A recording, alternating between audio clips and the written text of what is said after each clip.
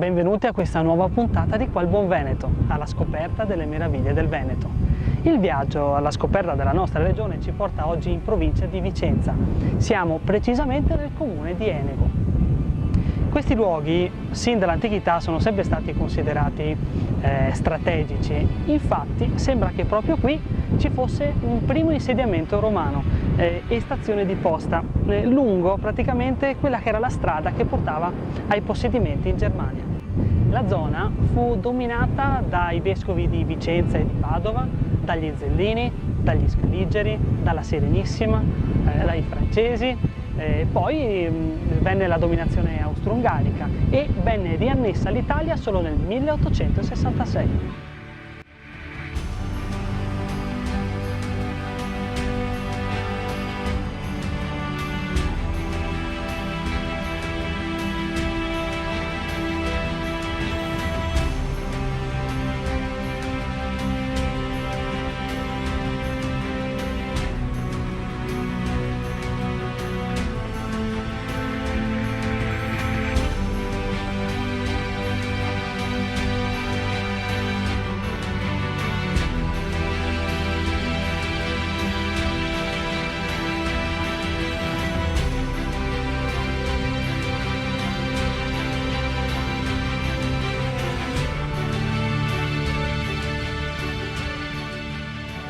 Nella piazza San Marco, al centro di Enego, si erge la Torre Scaligera. È quel che rimane di una più vasta fortificazione che comprendeva 4 torri, fatta costruire attorno al 1300.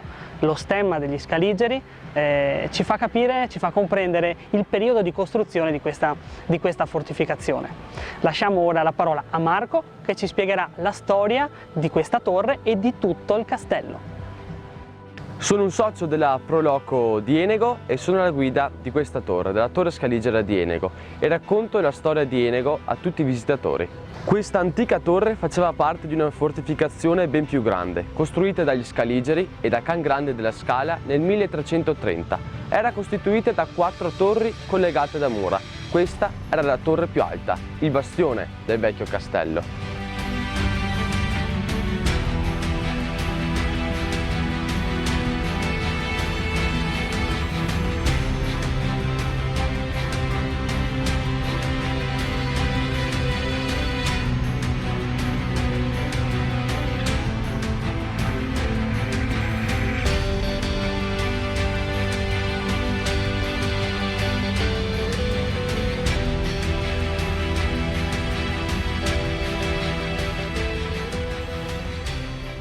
Il castello scaligero di Enego è stato poi distrutto nel 1848 da una popolazione barbara proveniente dal Sud Tirol, gli Stulzen. Hanno sconfitto prima gli eneghesi sulla battaglia del Monte Frezzon, poi hanno preso Enego, ci sono rimasti per 19 giorni, hanno dato ferro a fuoco il paese e distrutto il castello, incendiando la parte portante in legno, tranne questa torre che è riuscita ad arrivare a noi oggi. Poi, nel 1310, è nata la più antica federazione al mondo, insieme alla Federazione Elvetica, e la più piccola federazione d'Europa ancora oggi, la Federazione dell'Altopiano dei 7 Comuni. Federazione che si è alleata con varie famiglie e regni, come per esempio con gli Scaligeri, che qui a Enego hanno costruito un castello, o con i Visconti di Milano, e poi con la Serenissima Repubblica di Venezia. Ha cessato di esistere nel 1807 per volere di Napoleone Bonaparte.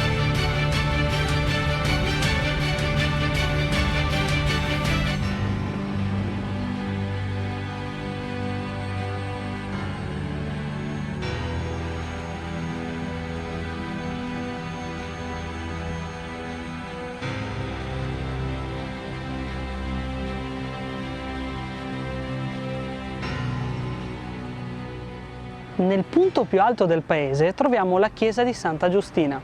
I primi documenti dove è citata questa chiesa risalgono al 1429. Quella che vediamo ora però è solo la costruzione moderna. Perché? Perché la chiesa ha subito varie ricostruzioni a seguito ad esempio di 2 incendi. All'interno c'erano moltissime opere d'arte andate completamente distrutte. Si è salvata però la pala di Santa Giustina di Jacopo da Ponte, lo stesso che ha dipinto l'Ultima Cena che troviamo nella Galleria Borghese di Roma.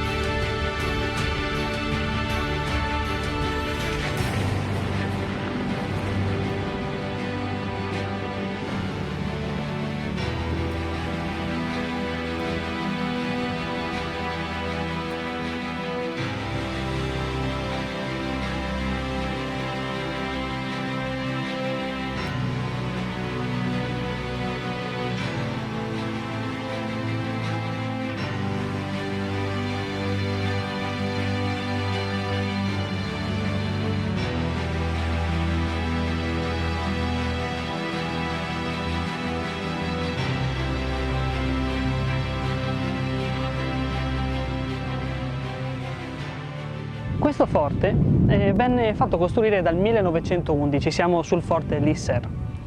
Questo non vide mai effettivamente la prima guerra mondiale e venne adoperato solo come deposito e come caserma.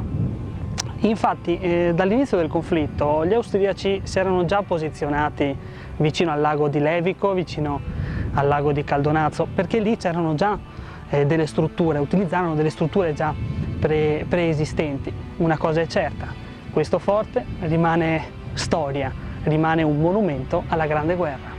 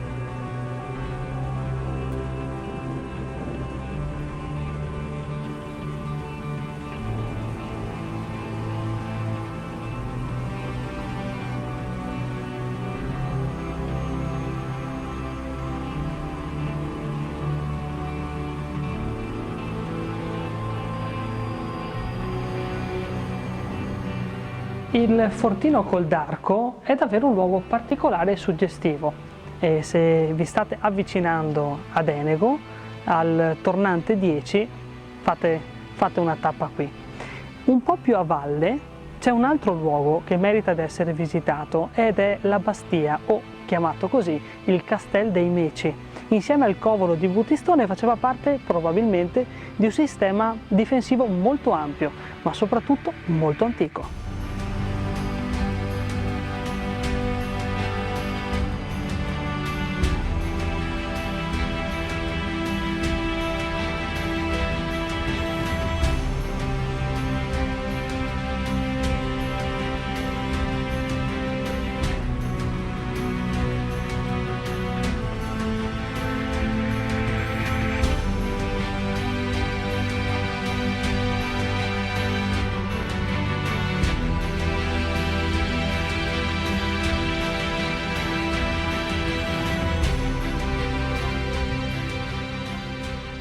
In questo luogo così particolare, significativo e antico, tanto da essere definito lo Stonehenge di Enego, termina il nostro viaggio.